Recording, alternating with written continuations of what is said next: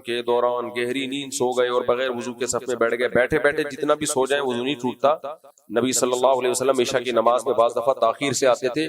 صحابہ بیٹھے ہوتے صف میں اونگ آ رہی ہوتی تھی. ایک دفعہ نبی دیر ہو گئی, نبی صلی اللہ علیہ وسلم کو حضرت سب اونگ رہے تھے نا, تو حضرت عمر بڑے ذرا قوی القلب تھے.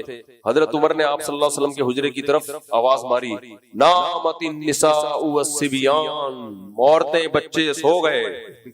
تو پھر نبی صلی اللہ علیہ وسلم تشریف لائے.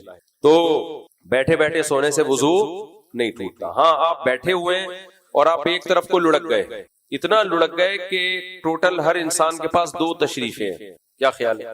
تو ایک تشریف اٹھ گئی.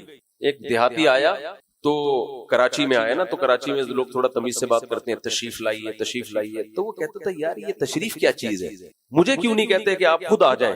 آپ سمجھتے ہیں تشریف کا مطلب جو آپ مدینہ سے آئے, ان بھائی کو اردو میں سمجھاؤ یار, یہ لطیفہ بننا مزہ نہیں آئے گا. ان کو صحیح طرح ٹرانسلیٹ کریں, عربی میں سمجھائیں ان کو, سوری اردو میں کہہ رہا ہوں. تو جو بھی آتا تشریف لائیے, یہ عربی ہے مدینہ منورہ کی, تو جو بھی آتا تشریف لائیے تشریف لائیے. وہ کہتا ہے یار یہ کیا چیز لے کر آ رہے ہیں, دیکھتا کچھ بھی نہیں لا رہے. بڑا حیران تھا کہ یار یہ خود جا رہا ہے تو تشریف تو لے کے نہیں آ رہا, تشریف کیا چیز ہے. تو ایک دن کسی نے کسی کو کہا تشریف رکھیں. اس نے کہا اب دیکھتا ہوں کیا رکھتا ہے, اب دیکھتا ہوں یہ رکھتا کیا ہے. تو ظاہر ہے آدمی کولے ٹکا کے زمین بیٹھتا ہے کہیں بھی کرسی پہ, تو کولے رکھ دیے. کہہ رہے ہوئے تم لوگ اس کو تشریف بولتے ہو, اس کو تشریف بولتے, کتنے بےہودہ لوگ ہو یار, تشریف لاؤ تشریف لاؤ. تو بندے کو خود بولو تم آ جاؤ. تو میں بتا رہا ہوں 2 تشریفیں ہوتی ہیں. اگر وضو کے دوران تھوڑا سا لڑک گئے اور ایک سرین تھوڑا کولا جو ہے زمین سے اٹھ گیا تو پھر وضو ٹوٹ گیا. یا لیٹ کے سو گئے, اگر ٹیک لگا کے بھی بیٹھے ہوئے ہیں لیکن دونوں سرین زمین پہ ٹکی ہوئی ہیں تو اس سے بھی وضو نہیں ٹوٹتا. سمجھ رہے ہو؟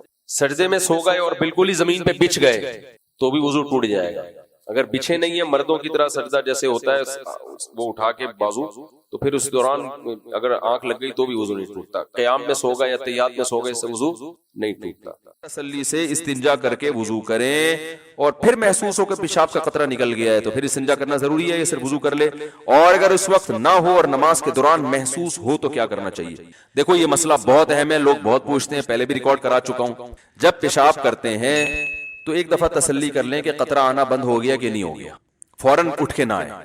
کیونکہ جب پیشاب کرتا ہے نا انسان, تھوڑا سا کچھ نہ کچھ قطرات تری کچھ نہ کچھ آتی رہتی ہے, تو آپ تسلی سے بیٹھے رہیں. صحیح ہے نا؟ اب یہ نہیں کہ بیٹھے ہی, وہمی آدمی تو قیامت تک بیٹھا رہے گا, تو یہ وہمی ہوگی نہیں, نارمل آدمی کی بات کر رہا ہوں میں. تو تھوڑی دیر ہر انسان کو کچھ نہ کچھ تراوٹ آتی رہتی ہے. تو جب تسلی ہو گئی کہ بھئی اب قطرہ آنا بند ہو گیا ہے, پانی ڈالیں اور پتلی گلی سے نکل لیں. نکلنے کے بعد اب محسوس پہ توجہ, کیونکہ آپ جتنا محسوس کریں گے اتنا زیادہ محسوس ہوگا. قیامت تک ہوتا رہے گا. مر جائیں گے جب آپ کو غسل دیا جا رہا ہوگا, آپ اٹھ کے سامنے والے کو تھپڑ ماریں گے, بولیں گے مجھے ابھی بھی محسوس ہو رہا ہے, تو نے مجھے ابھی غسل کیوں دیا, پہلے استنجا تو کرا دیتا صحیح طریقے سے.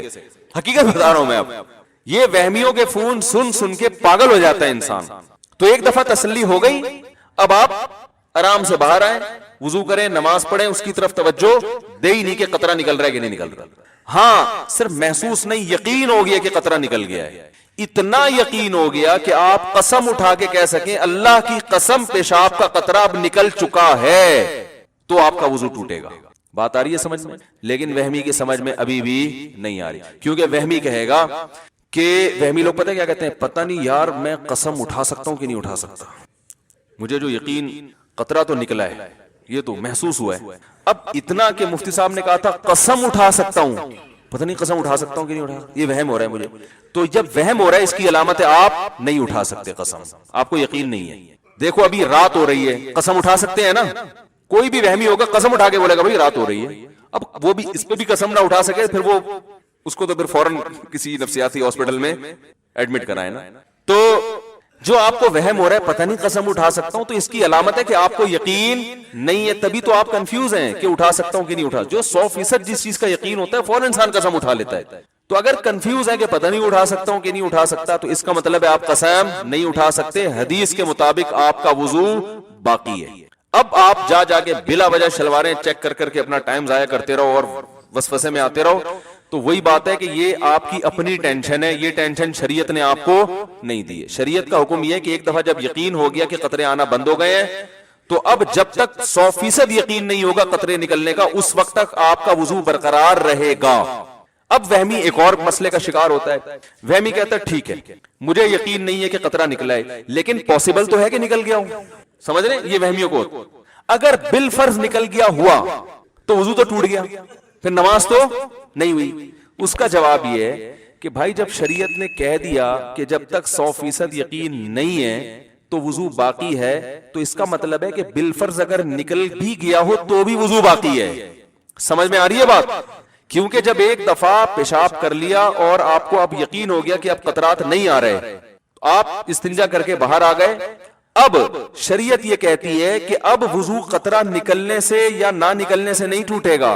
اب جب تک نکلنے کا یقین نہیں ہوگا نہیں ٹوٹے گا, جب نکلنے کا یقین ہوگا تو ٹوٹے گا.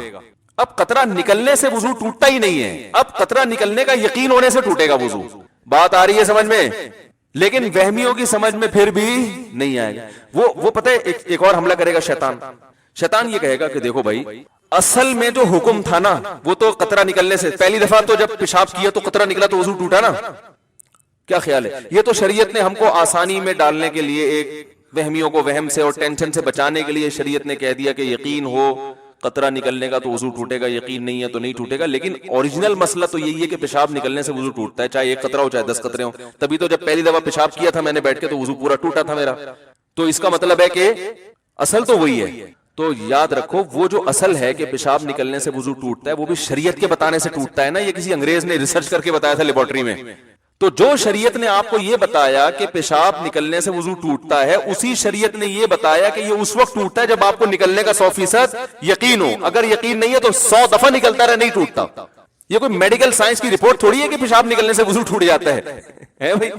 اس کے بعد بھی اگر کسی وہمی کی سمجھ میں مسئلہ نہیں آیا تو پھر یہ پولیس کا کیس ہے سیدھا سیدھا, بشرطے کہ جو پولیس آپ کا علاج کرے گی وہ خود وہمی نہ ہو, یہ ضرور. تو یہ پیشاب کا بھی یہی حکم ہے, اسی طرح ہوا خارج ہونے کا بھی یہی ہے. بعض لوگوں کو وہم ہوتا ہے پتہ نہیں ہوا جب 100% یقین ہو گیا کہ ہوا خارج ہو گئی ہے تو وضو ٹوٹے گا, جب تک 100% یقین نہیں ہے وضو نہیں ٹوٹے گا. سمجھ رہے ہیں؟ اسی طرح یاد رکھو کپڑے پہ ناپاکی لگ گئی ہے کہ نہیں لگی ہے, جب 100% یقین ہو گیا کہ لگ گئی ہے تو وضو تو ناپاک ہوگا کپڑا. جب تک 100% یقین نہیں ہے کپڑے کو پاک ہی سمجھا جائے گا. مثلا آپ جا رہے ہیں, بائک والا قریب سے گزرا, چھینٹیں پڑ گئیں. اب لوگ کہہ رہے ہوتے ہیں پتہ نہیں یار یہ پانی کی جو چھینٹیں لگی ہیں یہ کتے نے کہیں پیشاب تو نہیں کیا اس پانی کے اندر. تو بھائی آپ نے پیشاب کرتے ہوئے دیکھا ہے کتے کو؟ نہیں دیکھا, تو بس اس کا مطلب یہ پانی کیا ہے؟ پاک. حضرت عمر رضی اللہ تعالیٰ عنہ ایک سفر میں تھے, پانی ختم ہو گیا, لوگوں کو وضو کی ضرورت تھی, ایک تالاب میں پانی نظر آیا, چھوٹا سا تالاب تھا. تو کسی نے جا کے تحقیق کرنا شروع کر دی کہ اس میں کہیں کتے نے پانی منہ تو نہیں ڈالا. حضرت عمر کو غصہ آیا, فرمایا اب ہی منہ ما اب ہم اللہ, جس چیز کو اللہ نے چھپا دیا اس کو چھپائے رہا. ہم نے تو نہیں دیکھا نا بلا وجہ, ہم تو یہی سمجھیں گے پاک ہے بھائی. اب تحقیق کر کے کتے کو منہ ڈلوا دو اس کے اندر, سب مصیبت میں پڑ جائیں گے. کہاں پانی تلاش کرتے, 1 میل دور پانی ہو تو وضو تیمم جائز تھوڑی ہے, 1 میل کون تلاش کرے گا پانی بیٹھ کے. تو اس لیے شریعت کا حکم ہے بھائی جو چیز پاک ہے, ہر چیز پاک ہے جب تک ناپاک ہونے کی دلیل نہ ہو. سمجھ رہے ہیں؟ اسلامی ملکوں میں گوشت حلال ہے جب تک حرام ہونے کی دلیل نہ ہو. آپ قصائی سے گوشت لے کر آتے ہیں, حلال ہے بھائی. کوئی کہ یار ہو سکتا ہے قصائی نے اللہ کا نام نہ لیا ہو, تو بھائی جب تک 100% یقین نہیں ہوگا کہ اللہ کا نام نہیں لیا ہم اس کو حلال ہی سمجھیں, کیونکہ اسلامی کنٹری ہے اللہ کا نام لیا جاتا ہے. ہاں غیر مسلم کنٹری میں حرام سمجھا جائے گا جب تک 100% یقین نہ ہو کہ اللہ کا نام لیا گیا. تو شریعت کا اصول ہے بقاء ما کان علی ما کان, جو چیز جیسی تھی ویسی ہی سمجھی جائے گی. اس کے خلاف اس وقت ہوگا جب اس کی مخالفت کی مضبوط دلیل ہو, وہم سے نہیں ہے. کئی لوگ طلاق کا مسئلہ پوچھتے ہیں, میں نے 2 طلاقیں دی ہیں یہ 3 میں بھول گیا, تو ہم کہتے ہیں 2 ہو گئی ہیں تیسری نہیں ہوئی ہے, کیونکہ طلاق میں اصل ہے کہ نہیں ہو. جب تک ہونے کا یقین نہیں ہوگا طلاق واقع نہیں ہوگی. بعض لوگ کہتے ہیں پتہ نہیں مجھے وہم ہے میں نے بیوی کو طلاق دی ہے کہ نہیں دی ہے. ہم کہتے ہیں بھائی اصل یہ ہے کہ نہیں دی. جب 100% یقین ہو, قسم اٹھا کے بولو کہ میں نے دی ہے تو ہوگی, ورنہ نہیں ہوگی. تو خام خام ملنا لوگ وہم میں پڑے ہوئے ہیں یار وہ پتہ نہیں ہو گئی کہ نہیں دی ہے کہ نہیں دی ہے میں نے. او بھائی دی ہوتی تو ساری دنیا کو پتا چلتا ہے, ایسے تھوڑی ہو جاتا, بیگم نہیں چھوڑتی تمہیں, تو ایسے تھوڑی ہوتا ہے وہم. تو یہ ایک علاج ہے وہم کا, اور شریعت نے بھی بتایا ہے کہ جو چیز جیسی ہے ویسی ہی سمجھی جائے گی. اس کے اچھا اسی طرح یاد رکھو انسانوں میں اصل یہ کہ سارے انسان اچھے ہیں, سمجھ میں آ رہی ہے بات. जब तक बुरे होने की कोई इतनी मजबूत दलील ना हो कि आप कसम उठा के बोल सको कि इस आदमी में ये बुराई है, उस वक्त तक उसको बुरा समझना भी जायज नहीं। हत्ता कि आपने उसकी बुराई देख ली और उसमें इस बात का कोई लॉजिक बनती है उसकी कि मुमकिन है ये हो, मुमकिन है जैसे आपने किसी को किसी खातून के साथ खड़ा हुआ देख लिया कि होटल में चुपके से देखा किसी लड़की के साथ बैठा हुआ है, ऐन मुमकिन है शादी की भी हो इसमें, क्या ख्याल है? हो आप कहेंगे भाई शादी है तो इनकी उम्र 48 साल है, मेरी 48 नहीं है, पहले बता दूंगा कि आप समझ में अपनी मिसालें दे रहा हूं। अब मसला ये हुआ आपने किसी को किसी लड़की के साथ देख लिया, ऐन मुमकिन है भाई बीवी हो ना, ये तो इम्कान तो है ना, आप कह सकते हैं इसकी बीवी को तो मैं जानता हूं, हो सकता है छुपके एक और शादी की हुई हो। तो जब तक अच्छे मामल पर उसको फेरना मुमकिन है, शरीयत आपको बदगुमानी की इजाजत नहीं देती। और हमारे यहां सगी बीवी के साथ बैठा हुआ होता है, 2 बच्चे भी होते हैं, बदगुमान उड़ते हैं यार किसी से भी पकड़ लिए होंगे लोगों को बेवकूफ बनाने के लिए, क्या ख्याल है? वरना ये बेगम के साथ कायदे आज़म के मजार पे क्या कर रहा है? सिर्फ कायदे आज़म का मजार होना इसकी अलामत है कि ये डेट मारने आया है। भाई शरीफ लोग बीवी के साथ कायदे आज़म के मजार भी जा सकते हैं और कहीं भी जा सकते हैं। तो इसलिए शरीयत का हुक्म यह है कि जब तक अच्छा गुमान किसी भी दर्जे में रखना पॉसिबल हो, आपको बुरा गुमान रखने की इजाजत नहीं है। जब अल्लाह का हुक्म है तो फॉलो करो ना भाई इसको, और इससे कितना हंसी खुशी जिंदगी गुजरेगी। सब अच्छे हैं, देखो इससे ज़हन को सुकून मिलता है कि सब अच्छे हैं, इससे मिलता है सारे बुरे हैं, सारे चोर हैं। महल्ले में एक चोर आ जाए ना टेंशन देने के लिए काफी है। जब आपने ये गुमान रख लिया ये भी चोर है, ये भी फ्रॉडी, ये भी 2 नंबर, ये भी ऐसा, ये भी फलाना, ये भी, तो आप तो सारा दिन टेंशन में ही रहोगे। तो कितना अच्छा है, ये भी बहुत अच्छा, ये भी बहुत अच्छा, ये भी बहुत अच्छा, ये तो है ही बहुत अच्छा, ये जो बैठा हुआ है तो सारे अच्छे हैं तो खुश रहता है इंसान। हाँ, मुआमलात करते हुए छान फटक के, पैसे देते हुए आदमी उसका लेबोरेटरी टेस्ट करवा ले कि यार पैसे लेके भागना, उसमें मामलात में शरीयत ने हुक्म दिया कि बहुत छान फटक के मामलात करो। तो इसलिए अच्छा गुमान रखना चाहिए, और अच्छा गुमान में ये भी है कि वुजू नहीं टूटा ये बदगुमानी है कि अभी वुजू किया नहीं और टूट गया 2 मिनट में। तो अच्छा गुमान अपने बारे में भी कि भाई मैं बड़ा खानदानी वुजू करता हूं, इतने आराम से नहीं टूटता। बीबी तमीजा का वुजू है, जिसको कारी साहब ना बीबी तमीजा को वुजू करा के गए, उसको वुजू करना नहीं आता था, नमाज नहीं पढ़ती थी। कारी साहब ने पूछा क्यों नहीं पढ़ती, कहने वुजू नहीं आता। उन्होंने कहा चलो वुजू मैं कराता हूँ, वुजू कराया, नमाज पढ़ाई। उसके बाद वो सफर पे चले गए, 10 साल के बाद आए, बीबी तमीजा से कहा नमाज पढ़ी, कह रहे 10 साल से पाबंदी से पढ़ रही हूँ माशाल्लाह। उन्होंने कहा वुजू, कह रहे वो तो आपने करा दिया था। तो जैसे बीबी तमीजा का खानदानी वुजू है, 5 बच्चे पैदा होने से भी वुजू नहीं टूटा। तो आप अपने बारे में फहमियों को कह रहा हूं, फर्ज कर लो कि जब मैं वुजू करूंगा किसी का बाप भी इस वुजू को नहीं तोड़ सकता। मैं ये इलाज बता रहा हूं, अल्लाह की कसम, ये चीजें सोचने से फायदा होता है। इन चीजों का इलाज नफ्सियाती डॉक्टरों के पास नहीं होता, ठीक है ना, क्योंकि बाज नफ्सियाती डॉक्टरों का वहम हो जाता है कि हमारा वुजू नहीं है। गुजारिश है कि तशहुद में उंगली किन अल्फाज पे उठानी चाहिए, 1 मरतबा उठानी चाहिए या 1 से ज्यादा मरतबा, और ये उंगली उठाना सुन्नत है या वाजिब या मुस्तहब? ये मुस्तहब अमल है। कलमा तौहीद पर उंगली उठाने का हदीस में तज़किरा है, अशहदु अल्ला इलाहा इल्लल्लाह। वो हमारे जो मशहूर इंजीनियर साहब हैं, उन्होंने दावा किया कि किसी हदीस में नहीं है कि ला इलाहा पे उंगली उठाई जाए, इल्लल्लाह पे गिराई जाए। तो वो जब मैंने इरादा किया था ना कि सामने फेस टू फेस बात होगी, तो मैं वो हदीस का भी हवाला इंशाल्लाह पेश करूंगा कि आप कह रहे थे ना कोई सही हदीस है ना कोई ज़ईफ। दावे कर करके ना, तो दावे करने ही नहीं चाहिए इंसान को, इतने जब किए हैं तो फिर उनको जब फेस तो करो ना उन दावों को। तो मैं कह रहा हूं कि मैं बैठ के आपको हवाला बताऊंगा। तो मैं अब ये वीडियो नहीं बना सकता यहाँ बैठ के, क्योंकि वीडियो फिर वो गड़बड़ हो जाती है, वो घुमा देंगे बात को। तो इसलिए हम कहते हैं कि भाई है, ठीक है ना। ऐसे और बहुत सारे हैं। कभी वो क्या है कि कब तक छुपोगे पेड़ों की आड़ में, कभी तो मिलोगे लुंडा बाजार में। शायर ने कहा है कि लुंडा बाजार एक ऐसी जगह है जहाँ अच्छे अच्छे डिफेंस के लोग भी आते हैं। वो फिर धो धुला के ना ऐसे कहते हैं हमने जनाब ये ब्रांड है, जो हमने ब्रांड है बहुत अच्छी हमने खरीदी है। तो इसलिए शायर ने कहा कब तक छुपोगे पेड़ों की आड़ में, अपनी महबूबों से कह रहे हैं कभी तो मिलोगे लुंडा बाजार में। तो भाई कभी आप मिले तो हम इंशाल्लाह वो हदीस रख देंगे जिसमें ला इलाहा पे उंगली उठाना, यानी कलमा तौहीद पे उंगली उठाने का जिक्र है। अच्छा मेरे भाई, क्या रुकिया का सही तरीका, सही आयतें, ये बड़ा लंबा सवाल है, इसका खुलासा बता देता हूँ। रुकिया दम करने को कहते हैं, तो सूरह फातिहा करके भी रुकिया किया जा सकता है, आयतल कुर्सी भी रुकिया है, और सूरह बकरा की आखिरी आयतें, किसी पे जिन होना या जादू नजर वजर, तो ये आयतें पढ़ने से फायदा होता है, समझ रहे हैं। और नजर की तो सबसे बेहतरीन दुआ है आऊज़ु बिकलिमातिल्लाहि ताम्मा मिन कुल्लि शैतानिन व हम्मा व मिन कुल्लि आइनिन लाम्मा, समझ रहे हैं। मुफ्ती साहब आपके बाल बहुत अच्छे हो गए हैं, क्या राज है? मेरे बाल बहुत गिर रहे हैं, सामने से खाली हो गए हैं, कोई हल बताएं। बाल जो है ना ये मौरूसी होते हैं, याद रखो, कुदरत की तरफ से होते हैं, अब्बा दादा से चलते आ रहे होते हैं। मेरे दाढ़ी के बाल झाड़ बुझक्कड़ हैं और بہت سے بال میرے داڑھی کے سفید بھی ہو گئے, سر کے بال سفید نہیں ہوئے, بالکل کالے ہیں.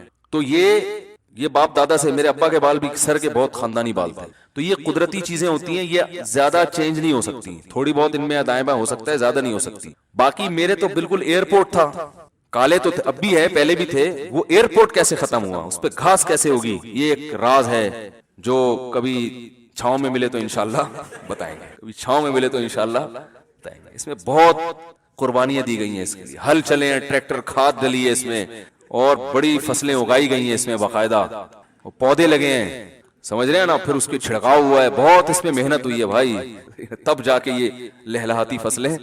اور یہ ہر ایک کے کامیاب بھی نہیں ہے. یہ ٹریکٹر جو چلتا ہے نا, اس کے لیے پہلے سے کچھ تھوڑا سا یعنی صلاحیت بھی ہونی چاہیے بال اگنے کی. بہت سے لوگوں نے کوشش کی ہے لیکن سوائے ذلت کے کچھ بھی حاصل نہیں ہوا. میرا سوال یہ ہے کہ میں ایک لڑکی کو پسند کرتا ہوں اور الحمدللہ برسر گزار بھی, لیکن اس لڑکی گھر والوں سے کوئی تعلق نہیں ہے, کبھی وہ لوگ ملے, آپ اصلاح فرمائے, کوئی صورت ہو جائے گی. بھائی پسند کرتے ہیں, گھر والے راضی نہیں ہیں, شادی کرنا چاہ رہے ہیں, یہ پرچہ آپ لڑکی کے ابا کو دے دیں, سمجھ رہے ہیں, یا اس کے گھر والوں کو دے دیں کہ میں پسند کرتا ہوں, آپ لوگ راضی نہیں ہو رہے, سمجھائیں, انشاءاللہ مان جائیں گے. جب یہ سنا تھا کہ غسل کرتے میں ایک بال برابر جگہ بھی خوش رہ جائے تو غسل نہیں ہوگا, تب سے غسل کرنا بہت مشکل ہو چکا ہے. غسل کرنے میں اسلام, ارے وہاں نکاح پڑھانے جانا ہے, وہ میں سمجھ رہا ہوں یہ کلاس کے لیے آج آپ کیوں آ گئے. اچھا کتنے بجے ٹائم دیا ہوا ہے ان کو, اوہ تبھی یہ اشارہ کر رہے ہیں, یہ مجھ سے پڑھتے ہیں. تو میں نے کہا آج تو کلاس کی چھٹی ہے, اتوار کا دن ہے, یہ بیان ہوتا ہے نا, تو ان کی کلاس کی چھٹی, تو یہ بار بار یوں کر رہے ہیں کہ میری کلاس آئے ہو. تو مجھے غصہ آ رہا ہے کہ ان کی کلاس آج ہے نہیں, یہ خام خواہ. مجھے بھی یاد ہے ان کو کہیں نکاح پڑھانے جانا ہے, تو بھائی پھر یہ اگلی دفعہ وہ دولہا افورڈ نہیں کر سکتا تاخیر جو ہے نا. کہیں مسلمان کچھ نہ کچھ مذہب کے نام پہ کر رہا ہوتا ہے, مذہب اس سے کچھ نہ کچھ کروا رہا ہوتا ہے. آپ کمپیئر کر کے دیکھ لیں, جتنے بھی دنیا میں مذاہب ہیں, مسیحی لوگ جو ہیں وہ ہفتے میں ایک دن چرچ جاتے ہیں, بس اس کے بعد ان کا مذہب سے کوئی رشتہ نہیں رہتا, سوائے اس کے کہ 25 دسمبر کو کرسمس منا لیں گے, اور وہ کرسمس بھی اب ایک مذہبی رسم کے بجائے اب تو وہ ہندو بھی منا رہے ہیں, سکھ بھی منا رہے ہیں, وہ تو ایک عالمی وہ بن چکی ہے, مسیحیت اس میں ختم ہو چکی ہے تقریباً. اور یہودیوں کی آپ دیکھ لیں کچھ مخصوص عبادتیں, بس مسلمان پورا سال سارا دن کچھ نہ کچھ اللہ کے حکم اور اللہ کے نبی کے حکم کے عنوان سے کر رہا ہوتا ہے. کچھ نہیں, آپ نماز دیکھ لو, 5 ٹائم نمازیں ہیں, 5 نمازیں نہیں ہیں, یہ 5 ٹائم نمازیں ہیں, خوب سمجھ لینا. یہ میں اس لیے کہہ رہا ہوں, آج بہت سے لوگوں نے 3 ٹائم نمازیں شروع کر دی ہیں. نمازیں 5 ہی پڑھتے ہیں مگر 3 ٹائم پڑھتے ہیں, تو وہ 3 نمازیں ہیں, وہ 5 نمازیں نہیں ہیں. شاپنگ کے لیے جانا ہے تو ظہر کے ساتھ عصر ملا لی, بیمار ہو گئے تو ظہر کے ساتھ عصر ملا لی, مغرب کے ساتھ عشاء بھی پڑھ لیا, ایسا نہیں ہے. بار بار اس پہ میں دلائل دے چکا ہوں. یہ جو حدیث میں آتا ہے نا, بخاری مسلم کی حدیث ہے عبداللہ بن عباس رضی اللہ عنہ کی, کہ ظہر اور عصر کو نبی نے ملا کے پڑھا ہے بغیر کسی سفر کے, بغیر کسی عذر کے. تو وہاں ملانے کا مطلب یہ نہیں ہے کہ ظہر کو عصر کے وقت میں, عصر کو ظہر کے وقت میں. ملانے کا مطلب یہ ہے کہ ظہر کو ڈیلے کیا, آخری وقت میں پڑھا, اور عصر کا وقت داخل ہوتے ہی اول وقت میں پڑھ لی. اس طرح 5 نمازیں اپنے اپنے ٹائم پہ ہوئی ہیں, لیکن کبھی کبھار ایسا کرنے میں حرج نہیں ہے. بیماری میں, سفر میں, حضر میں ایسا کیا جا سکتا ہے کہ آپ ظہر کو ڈیلے کر لیں, بالکل آخری وقت میں پڑھیں, تاکہ اسی وضو سے آپ تھوڑی دیر میں عصر پڑھ لیں. بیماری میں بھی ایسا کیا جا سکتا ہے. نارمل حالات میں یہ ٹھیک نہیں ہے, اس لیے ٹھیک نہیں ہے کہ نماز کو اول وقت میں پڑھنے کا حکم ہے. مغرب کو بھی روشنی میں پڑھنے کا حکم ہے, تاخیر درست نہیں ہے اس میں, لیکن مجبوری میں جائز ہے, لیکن ہوگی وہ اپنے ٹائم پہ ہی. کیوں ہوگی؟ ان الصلاۃ کانت علی المؤمنین کتابا موقوتا, اللہ کہتے ہیں ہم نے نماز مومنین پر مقررہ اوقات میں فرض کی ہے. تو وقت ہے, لمٹ ہے ہر نماز کی, ایک ٹائم ہے جو حدیث جبرائیل میں بیان کیا گیا ہے. اگر اس طرح سے اجازت ہوتی نا کہ ظہر کو آپ عصر کے وقت میں پڑھ لو, یا عصر کو آپ ظہر کے ساتھ ظہر کے وقت میں پڑھ لو, تو قرآن میں جو اللہ نے فرمایا حافظوا علی الصلوات والصلاۃ الوسطی, نمازوں کی حفاظت کرو, خاص طور پہ درمیانی نماز یعنی عصر کی نماز کی. تو اس کا مطلب کیا بنے گا پھر اس آیت کا؟ نمازوں کی حفاظت کرو. عبداللہ بن مسعود کہتے ہیں حفاظت کا مطلب ہر نماز اپنے وقت پہ پڑھو, حفاظت کا یہی مطلب ہے. تو اس سے پتہ چلتا ہے ہر نماز کا اپنا ایک ٹائم ہے, اس سے ہر نماز مراد ہے. اور اللہ نے کہا خاص طور پہ عصر, کیا مطلب عصر اپنے ٹائم سے آگے پیچھے نہیں ہونی چاہیے, یہی مطلب ہے نا. تو آپ نے عصر 12 بجے پڑھ لی, تو یہ عصر اپنے ٹائم پہ تو نہ ہوئی, اور آپ نے عصر کا ٹائم اتنا لمبا کر دیا کہ سورج ڈھل جائے تو ظہر کا وقت بھی شروع, عصر کا بھی شروع. اور وہ رہے گا غروب آفتاب تک، تو پھر عصر کی حفاظت کا مطلب کیا ہوا؟ حفاظت اس چیز کی ہوتی ہے جس کی حفاظت، جس کا ٹائم شارٹ ہو، محدود وقت ہو، اس کے ضائع ہونے کا خطرہ ہو، اس لیے اس کی حفاظت کا حکم دیا جاتا ہے۔ دیکھو قیمتی چیزوں کی حفاظت کا حکم دیا جاتا ہے نا، کیونکہ قیمتی چیز کے چوری ہونے کا خطرہ ہوتا ہے، ضائع ہونے کا خطرہ ہوتا ہے، تو عصر کی نماز کے ضائع ہونے کا خطرہ تھا۔ کیوں؟ وقت کم ہے، اس لیے اس کی حفاظت کا الگ سے حکم دیا گیا۔ تو نئے نئے اسکالر مارکیٹ میں آ رہے ہیں، لوگوں کو عجیب عجیب چیزوں کی پٹیاں پڑھا دی انہوں نے۔ میں نے خود دیکھا ہے، اب میں دیکھ رہا ہوں تو ظہر کے ساتھ اثر پڑ رہے ہوتے ہیں، ٹائم میں آج جانا ہے، ہم نے شاپنگ کرنی ہے، آج تھوڑا سا جو چار چھینٹے پڑے بارش کے، چلو بھائی ظہر کے ساتھ اثر پڑھ لو۔ تو یہ کیا ہے بھائی، کہاں سے نکال رہے ہو یہ سب چیزیں؟ کہتے ہیں سعودی ایسا کرتے ہیں، وہ تو سارے سعودی ایسا کرتے نہیں، اور کرتے بھی ہیں تو تم بول دو ہم فقہ میں سعودیوں کو فالو کرتے ہیں، پھر قرآن حدیث کا لیبل مت لگاؤ، پھر یہ نہیں بولو ہم قرآن و حدیث کو مانتے ہیں، بولتے ہیں ہم سعودیوں کو مانتے ہیں، ہم سعودیہ کی تقلید کرتے ہیں، پھر یہ بولو۔ بعض لوگ کہتے ہیں نہیں ہم سعودیوں کو نہیں مانتے، ہم مانتے قرآن و حدیث کو، لیکن قرآن انہوں نے زیادہ سمجھا ہے، یہاں کے لوگوں نے کم سمجھا ہے کیونکہ وہ سعودی ہیں۔ اس پہ بھی قائم نہیں رہتے آپ لوگ۔ سعودیہ کے جو بڑے علماء ہیں ان سب کا فتویٰ ہے نماز چھوڑنے سے آدمی کافر ہو جاتا ہے، بن باز، شیخ بن باز وغیرہ کا یہی فتویٰ ہے، اونٹ کا گوشت کھانے سے وضو ٹوٹ جاتا ہے، یہ ان کا فتویٰ ہے۔ تو آپ کیا نماز چھوٹنے سے آپ کافر سمجھتے ہو اپنے آپ کو؟ وہ تو کہتے ہیں نکاح بھی ٹوٹ جاتا ہے۔ تو نہ تم سعودیہ کے ہو، نہ تم قرآن و سنت کے ہو، تم خواہشات کے غلام ہو۔ تو اس لیے پراپر وے میں ایک فقہ کو فالو کیا جاتا ہے، یا تو دلیل کو فالو کرو، دلیل تو پھر یہی ہے جو میں پیش کر رہا ہوں آپ کے سامنے۔ بخاری مسلم کی حدیث ہے، عبداللہ بن مسعود کہتے ہیں، صحیح حدیث ہے، عبداللہ بن مسعود کہتے ہیں کہ نبی نے کبھی بھی نہ سفر میں دو نمازیں اکٹھی پڑھی، نہ حضر میں دو نمازیں اکٹھی پڑھی ہیں، سوائے حج کے موقع پہ جو عرفات میں پڑھی جاتی ہیں یا مزدلفہ میں پڑھی جاتی ہیں، کبھی بھی اکٹھی نہیں پڑھی ہیں۔ اور عبداللہ بن مسعود نبی کے سفر حضر کے ساتھی تھے، اور کمال ہے عبداللہ بن مسعود بھی حدیث بیان کرتے ہیں کہ نبی نے سفر میں دو نمازیں اکٹھی پڑھی ہیں۔ اب ایک جگہ کہہ رہے ہیں اکٹھی نہیں پڑھی ہیں، ایک جگہ کہہ رہے ہیں اکٹھی پڑھی ہیں، دونوں حدیثیں صحیح ہیں۔ تو اس کا مطلب اکٹھی پڑھی ہیں کا مطلب کچھ اور ہے، نہیں پڑھی ہیں کا مطلب کچھ اور ہے۔ جب کہہ رہے اکٹھی نہیں پڑھی ہے، اس کا مطلب اس طرح نہیں پڑھی ہے کہ ظہر کے وقت میں یہ اثر پڑھ لی ہو یا عشاء کے وقت میں مغرب پڑھ لی ہو، اور جہاں کہہ رہے ہیں اکٹھی پڑھی ہیں اس کا مطلب ظہر کو ڈیلے کیا، اثر کو اول وقت میں پڑھا، اس طرح سے اکٹھی پڑھی ہیں، اس طرح سے اکٹھی نہیں پڑھی کہ حقیقی جمع کیا ہو، اس طرح سے اکٹھی صرف عرفات میں اور مزدلفہ میں مغرب اور عشاء ملا کے پڑھی جاتی ہے، اور وہاں مزدلفہ میں تو واجب ہے، جائز نہیں ہے، لازم ہے، آپ نے عشاء کے ساتھ ہی مغرب پڑھنی ہے۔ تو یہ دو موقع ایسے ہیں، تو یا تو دلیل، اور یہ لوگ مسلم کی حدیث بتاتے ہیں کہ نبی انہوں نے جو ہے نا نماز پڑھی صحابی رسول نے، تو عشاء میں مغرب اور عشاء کو جمع کیا، تو وہ خوب سمجھ لو عشاء کے وقت میں جمع کا عمل کمپلیٹ ہوا تھا۔ اس کا مطلب یہ نہیں ہے کہ عشاء کے وقت میں مغرب پڑھی ہے، بلکہ مطلب یہ ہے کہ مغرب پڑھی آخری وقت میں، اور پھر جب عشاء پڑھی ہے تو یہ دو نمازیں اکٹھے ہونے کا عمل کب ہوا؟ یہ عشاء میں ہوا ہے۔ اور بخاری کی حدیث چھوڑ دیتے ہیں یہ لوگ، بخاری میں واضح الفاظ ہیں کہ مغرب پڑھی، تھوڑی دیر اسٹے کیا، اور پھر عشاء پڑھی ہے، تھوڑی دیر اسٹے اسی لیے کیا تھا تاکہ عشاء کا وقت داخل ہو جائے۔ خیر یہ فقی بحث میں نے چھیڑ دی آپ لوگ کے سامنے، حاصل یہی ہے کہ ہر نماز اپنے ٹائم پہ پڑھنی پڑے۔ ہاں سفر میں بھی ایسا کرتا ہوں، نقشہ دیکھ لیتا ہوں کہ ظہر کا وقت ختم کب ہو رہا ہے، عصر کا وقت شروع کب ہو رہا ہے۔ تو جہازوں میں بڑی مشکل ہوتی ہے، بعض دفعہ ایئرپورٹ پہ اگر ایسا ممکن ہو تو ظہر پڑھی اور تھوڑی دیر میں عصر پڑھ لی، وہ پھر آسان ہے۔ یہ جہازوں میں خاص طور پہ ٹرین میں جانا ہے، جہاز میں جانا ہے، بس میں جانا ہے، اس طرح سے عمل کر سکتے ہیں۔ بیمار لوگوں کو تو بہت اس میں، کیونکہ ان کے لیے بار بار وضو کرنا بڑا مشکل ہوتا ہے، مریضوں کے لیے، گھر میں بزرگ ہیں تو ان کو آخری وقت میں وضو کراؤ، جب مغرب کا وقت ختم ہونے والا ہو وضو کراؤ، وہ 3 فرض پڑھے، تھوڑا سا ٹھہرے، فوراً عشاء پڑھ لی، اور اسی کے ساتھ وتر پڑھ لی انہوں نے۔ تو ہر نماز اپنے ٹائم پہ بھی ہوگی اور سہولت سے بھی ادا ہو جائے گی، بار بار نماز کے لیے اٹھنا نہیں پڑے گا۔ لیکن یہ مریضوں کے لیے، عام لوگوں کے لیے یہ ہے کہ اچھے بچوں کی طرح جب مغرب کی اذان ہوتی ہے شروع میں مغرب پڑھیں، اور اچھے بچوں کی طرح جب عشاء کا ٹائم داخل ہوتا ہے اس وقت عشاء پڑھیں۔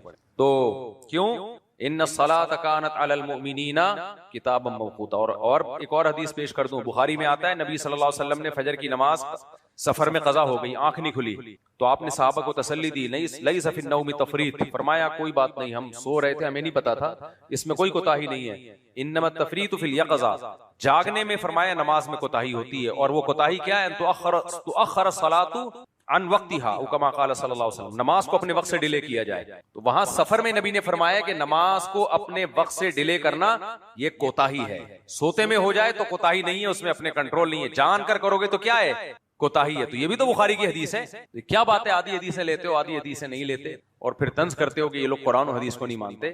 تو ایک مشہور اسکالر ہے، انہوں نے تو بول دیا شاپنگ کے لیے بھی جانا ہو نا آپ کو، دیر ہو رہی ہے تو ظہر کے ساتھ اثر پڑھ لو، شاپنگ کے لیے دیر ہو رہی ہے. خیر، تو اب دیکھو اسلام میں ایک دن میں 5 ٹائم میں 5 نمازیں، تو یہ 5 نمازیں 5 ٹائم میں ہی تو ہوں گی تو مشکل ہوگی نا، اگر ایک ہی ٹائم پہ ہو پھر تو ایک ہی نماز حکمن کہلائے گی. تو یہ مسلمان کرتا ہی ہے. کوئی اور مذہب کرتا ہے؟ کسی اور مذہب میں اتنا مسئلہ ہے کہ صبح اٹھو، بھائی مذہب صبح اٹھا رہا ہے آپ کو صبح. اب دیکھو ہمیں بعض دفعہ رات کو سونے میں دیر ہو جاتی ہے، تھکے ہوئے ہیں اور طبیعت بھی خراب ہے، لیکن یہ نہیں ہو سکتا کہ فجر میں نہ اٹھیں، الارم لگانا پڑتا ہے. بھائی جتنی مرضی گہری نیند ہو، فجر قضا کرنے کی اجازت نہیں ہے. پھر ظہر کا وقت، پھر عصر کا وقت، پھر مغرب کا وقت. اور ایسا بھی نہیں ہے کہ منہ اٹھائے اور چلے گئے، کچھ مخصوص رسومات ادا کی اور عبادت گاہ سے واپس آ گئے، ایسا بھی نہیں ہے. اللہ کہتے ہیں کپڑے بھی پاک ہونے چاہیے 5 ٹائم، جسم بھی بولو پاک ہونا چاہیے. کپڑے پاک، جسم پاک. غسل فرض تھا تو غسل بھی ہونا چاہیے.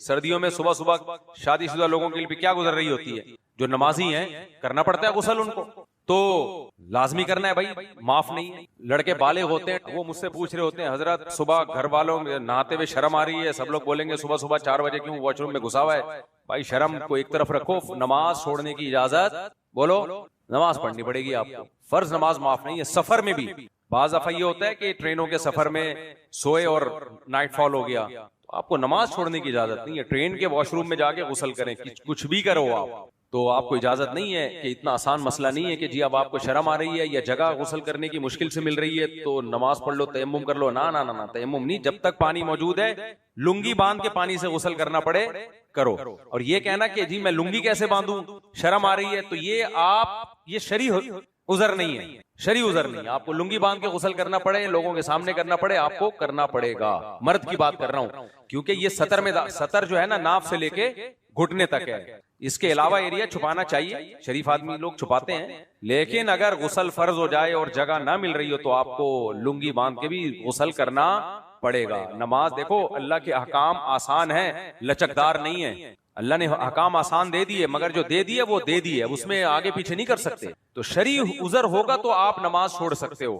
شرعی عذر ہوگا. وہ شرعی عذر کیا ہے؟ شرعی عذر صرف یہ ہے کہ آپ گردن بھی نہیں ہلا سکتے، پھر نماز معاف ہوتی ہے. جب تک گردن ہل رہی ہے نا، لیٹے ہوئے ہو، تو رکوع سجدہ گردن سے کرنا پڑے گا. رکوع میں تھوڑا جھک گئے، گردن کو سجدے میں تھوڑا زیادہ جھکا لیا، یہ کرنا پڑے گا. یہ بھی نہیں ہو سکتا پھر معاف ہے. تو اور معاف اس طور پر کہ قضا کرنی پڑے گی، بالکل معاف پھر بھی نہیں ہوتی. یا بے ہوش ہو گئے، 24 گھنٹے سے زیادہ بے ہوش پڑے رہے، تو پھر وہ 24 گھنٹے کی نماز آپ کے ذمہ لازم نہیں ہوتی، کیونکہ اس میں ہوش ہی نہیں تھا آپ کو. تو اور وضو میں اللہ نے بتا دیا کہ پانی نہیں ہو تو پھر تیمم کرو. جب تک پانی موجود ہے تو پھر یہ کہ مجھے شرم آ رہی ہے نہاتے ہوئے، شرم کو شریعت میں اس موقع پہ عذر نہیں مانا ہے. بہت سے لوگوں کو اذان دیتے ہوئے شرم آتی ہے. ہمارے بڑے بھائی ہیں، ان کو حفظ کر رہے تھے تو کوئی مؤذن نہیں تھا مسجد میں. ان کے استاذ قاری صاحب نے کہا جاؤ اذان دے دو. اب وہ کہتے ہیں میں نے کبھی اذان دی نہیں تھی، تو کہتے ہیں میں نے کہا مجھے شرم آتی ہے اذان دیتے ہوئے. تو انہوں نے کہا کسی بے شرم کو لے کر آؤ، پھر اس سے دلوا دو اذان. صحیح ہے نا؟ تمہیں شرم آ رہی ہے تو کس کو لے کر آؤ؟ کسی بے شرم. تو اس لیے میرے بھائی یہ بڑا اہم حکم ہے. تو ایسا ہی نہیں ہے کہ گئے اور بس گئے ایک فارمیلٹی پوری کی. نہ اللہ تعالیٰ نے اتنے سخت احکام دیے. اور یاد رکھو آج تو پانی جگہ جگہ میسر ہے، ہر جگہ پانی ملتا ہے کہ نہیں ملتا. اس قوم کو نہانے کا اور پانی بار بار استعمال کرنے کا حکم دیا جا رہا تھا عرب کے ریگستانوں میں، جہاں پانی کے علاوہ سب کچھ تھا.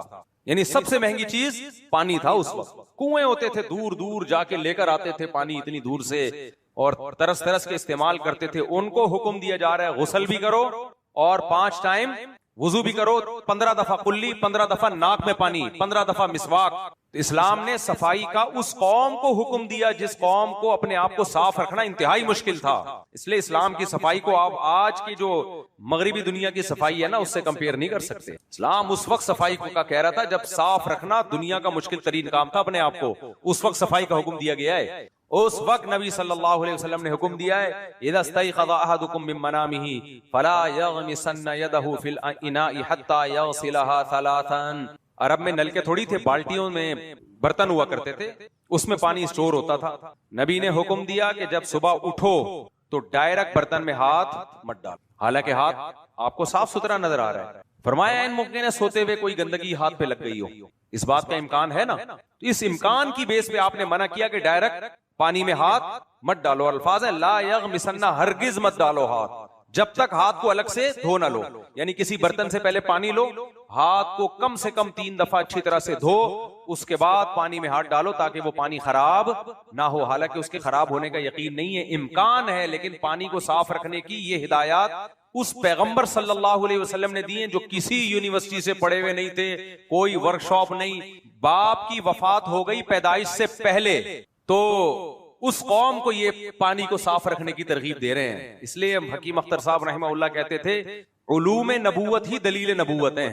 نبی کی جو تعلیمات ہیں نا وہ خود آپ کے نبی ہونے کی دلیل ہیں. یہ عام بشر کی یہ کے پاس یہ طاقت نہیں ہوتی, کیونکہ انسان یا تو کلچر سے سیکھتا ہے یا یونیورسٹیوں سے سیکھتا ہے. جاپانیوں نے جو اتنی تہذیب آ گئی نا, لائن میں لگے ہوتے ہیں, یہ ان کی 100 سال کی محنت ہے. اسکولوں میں محنت کرا کرا کے بچوں کو لائن میں لگنا ہے, لائن میں لگنا ہے, لائن میں لگنا ہے, لائن میں لگنا ہے, ہوتے ہوتے ہوتے ہوتے پھر ایک پروڈکٹ مارکیٹ میں جاپانیوں کی آئی ہے تمیز کے نا, یوں یوں مل رہے ہوتے ہیں. یہ ایسے ہی تھوڑی ہو گئے, پہلے یہ ایسے تھوڑی تھے.